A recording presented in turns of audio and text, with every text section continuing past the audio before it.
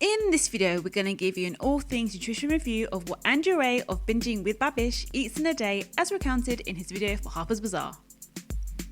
Stay tuned to find out what he eats for breakfast, lunch and dinner and my thoughts on it as a registered nutritionist.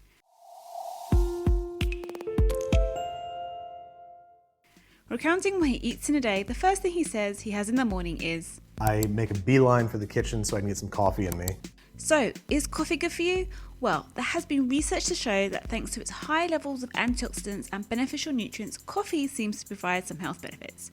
But moderation is key. If you haven't watched that video, Is Coffee Good For You? I'll leave a link in the description below where I go into more detail about the potential health benefits of coffee. After having coffee, he says, After coffee, if it's a weekday, I'm gonna be a little bit more conservative. I'm generally just doing a fried egg over medium on some Ezekiel low sodium sprouted grain toast. Having eggs in the morning is a good way to get protein and vitamin and minerals, especially vitamin D. Vitamin D is also known as the sunshine vitamin, as it is the only nutrient in your body produces when exposed to sunlight. Getting enough of both vitamin D and calcium is crucial to maintaining bone health. So if you're not getting enough sunshine, it's important to try and get your vitamin D from foods such as eggs. It's good that he goes for the low sodium version of the sprouted grain toast. Bread can contribute to your daily salt intake, so choosing the low sodium options are a good way to try and keep your salt intake down. Having too much salt in your diet can cause bloating and dehydration in the short term and can lead to heart disease in the long term. He then goes on to say, And I'll fry up a runny egg on that and hit it with a dot of Sriracha or some other whatever hot sauce is kicking around. Sriracha. The little red condiment bottle has completely taken over the foodie world, but is it good for you? It's worth taking a look at the list of ingredients at the back of the bottle. After chili, sugar and salt are the second and third ingredients. These are ingredients you want to avoid having too much of. 1 teaspoon of sauce, which is the suggested serving size at the back of the bottle, contains 1 gram of sugar. But the average user will have more than just a teaspoon, so it will contribute to your sugar intake. So, just a dot is fine, like Andrew has, and it's okay to have it here and there, but just be aware of how much you're using. He then goes on to say, Or I'll skip breakfast altogether. Sometimes I'm a breakfast skipper. Skipping breakfast means Andrew is missing the opportunity to get some more nutrients throughout the day. Now it's lunchtime. For lunch, he says, I'm doing research or I'm filming or I'm editing and I just don't have the time or the mental space to prepare a healthy, balanced lunch during the week.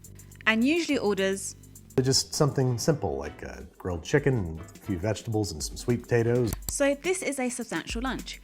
He'll be getting a good source of protein from the chicken, vitamins and minerals and fibre from the vegetables. When it comes to the sweet potatoes, well, sweet potatoes are lower in starch than other carbohydrates but still provide some. Sweet potatoes are a source of 4 essential micronutrients. These are vitamin C, thiamine, potassium and manganese, which between them have a whole range of properties that our bodies need to keep us ticking over.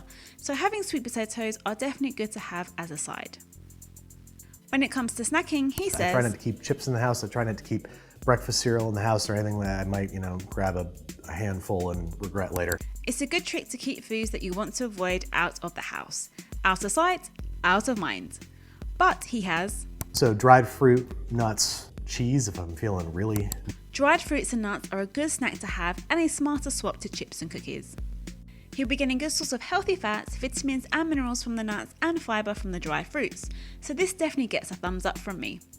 Or he says, Sometimes I'll make a soy-based protein shake.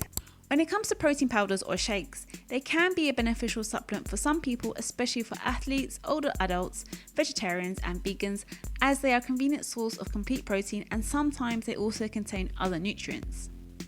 However, not everyone needs extra protein. People who eat a diet that is rich in meat, fish, dairy and eggs and do not do intense weight training are unlikely to need to take protein supplements. Now it's dinner time. For dinner, he says he tends to have, But usually it's something simple like that. It's a piece of meat, a vegetable of some kind, sauteed, whatever, roasted, whatever. Again, he'll be getting a good source of protein from the meat and all the goodness from the vegetables. But where is the carbohydrate source? Let's see what he says next. I like roasted Brussels sprouts most of all. I'll toss them with a little bit of Sriracha and honey. When it comes to Brussels sprouts, you either love them or you hate them, and it seems Andrew loves them. But don't let the small size fool you. Brussels sprouts have a lot of nutrition in each bite. They are a source of protein and fibre and nuts and vitamins and minerals such as vitamin C, vitamin K, folate, calcium, iron and potassium. He then says, sometimes a starch if I'm, again, feeling frisky. So it sounds like he avoids starchy foods as much as possible. But starchy foods are our main source of carbohydrates and have an important role in a healthy diet.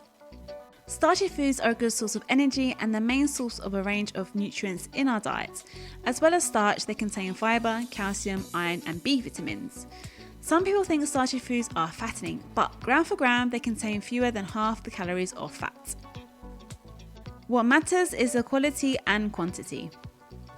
When it comes to drinks, he says, Imbibing, liquid-wise, I am a seltzer freak. I'm one of the pathetic members of this generation that can't just drink water and just be happy about it. Then he says, it's gotta have flavor, it's gotta have bubbles, but it's got me drinking a lot more water. Like, you're supposed to drink a lot of water. So this is a good way of adding excitement to water, and if it helps him drink more water, then that's good. Water is essential to life and your body needs it to function properly. Water is involved in several bodily functions, including carrying nutrients and oxygen to cells, regulating body temperature, lubricating joints, and protecting your organs and tissues. So it's important to keep hydrated throughout the day. When it comes to late night snacking, he says, I'm generally eating pretty late, so late night snacking generally doesn't enter into it. But he then says, a couple of these little fellas, Dove dark chocolate squares on a weeknight just to kill the sweet tooth. So is dark chocolate good to have? Well, it is a rich source of antioxidants and minerals, and it generally contains less sugar than milk chocolate, so maybe a smarter swap. But again, moderation is key. It is loaded with calories and easy to overeat. I don't have the time to go into detail about the potential benefits of dark chocolate in this video, but check out our video, Is Dark Chocolate Good For You? I'll leave a link in the description below. He also says, if I'm not having one of these chocolates or something like that, I'm probably having a glass of something brown, be it whiskey or cognac, or a glass of wine. For most people, enjoying a glass of 2 of red wine each day can be part of a healthy diet. The key is moderation. Regardless of the possible health benefits, drinking excess alcohol can do more harm than good. Again, I don't have the time in this video to go into detail about red wine, but I'll leave a link in the description below. Now he goes on to talk about what he eats at the weekend. For Friday night, he says, I'm typically ordering from Parm, fittingly enough. They make the perfect expression of chicken parm. It's a seeded Italian hero, and it's got these, big fat pieces of white meat chicken. And with it, he'll have, I'll dig into one of those with their Italian shoestring fries and maybe a bowl of their spicy rotini. For Saturday breakfast, he says, I'll get myself a breakfast sandwich. I'm all about the BEC, or in my case, HEC, because I like ham, egg, and cheese. So he'll be getting all the macronutrients, so that's protein, fats, and carbohydrates. So it will give him the energy he needs to start the day. For lunch, he says he tends to have a healthy lunch, one of these bowls.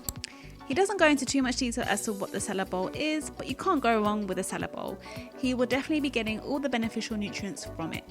For dinner, he says, I'm generally going to go either Japanese or Vietnamese, or some kind of noodly, soupy, sushi kind of thing. Sushi has nutrient-rich ingredients. The fish is a good source of protein, iodine, and multivitamins. He then goes on to talk about his cheat meals. Making my cheat meals at home, it's typically going to be pasta, a carbonara. Or another one of his favorites is pasta alla norcina. It's an herbed pork sausage that you kind of have to make. You can't really buy it. These pasta dishes sound delicious, but shouldn't be considered as cheat meals. Cheat meals are usually scheduled meals that include indulgent foods that wouldn't ordinarily be allowed on your diet. I'm not a big fan of the term cheat meal. The word cheat has a culturally negative connotation and is associated with feelings of guilt, and you shouldn't feel guilty about eating food. It could trigger unhealthy eating behaviours, especially in those who struggle with emotional eating or eating disorders, so I'm very wary about the use of the term cheat meal. And pasta should definitely not be seen as a cheat meal. Carbohydrates aren't inherently good or bad, what matters is the quantity and quality. When he cooks pasta, he mentions, will either make fresh pasta or I will use something, some big, really thick spaghetti or bucatini, something with, a lot of chew to it, and something that I cook really al dente and I can twist it up into a nice net. Cooking pasta al dente is better than mushy overcooked pasta. Why? Because al dente pasta carries a lower GI or glycemic index than mushy overcooked pasta. Eating low GI food may help to maintain weight. This is because low GI food takes a long time to break down and digest and gives a steady blood sugar release. And many low GI foods are a good source of fibre, which may help you keep fuller for longer. Or he will have Fajitas with marinated, thinly pounded chicken breasts, some sauteed onions and peppers, and this great condiment almost, I guess you'd call it a condiment, called rajas con crema. The next time I have fajitas, I think I'll try the rajas con crema. Sounds delicious. So fajitas are fairly nutritious as they provide a source of protein from the meat, carbohydrates from the wrap, and vitamins and minerals from the added vegetables. It just depends what toppings and sauces you go for, which can add to the calories, fat, and salt content. Overall, what Andrew Rea from Binging Babish eats in a day gets an All Things Nutrition review 8 out of 10. He has a variation of protein sources such as red meat, poultry, and fish. This is good as he'll be getting the benefits of different nutrients from different sources. He tries to have 3 meals a day but sometimes skips breakfast. Skipping breakfast can mean he's missing an opportunity to get beneficial nutrients. Based on what Andrew recounted on what he eats in a day, I would say his diet is fairly balanced, but he tends to avoid starchy foods. Also, his intake of fruits is low. Fruit provides lots of different vitamins and minerals, fibre, and beneficial antioxidants. If you enjoyed this video, hit the subscribe button to watch more videos like this. Catch you on the next one.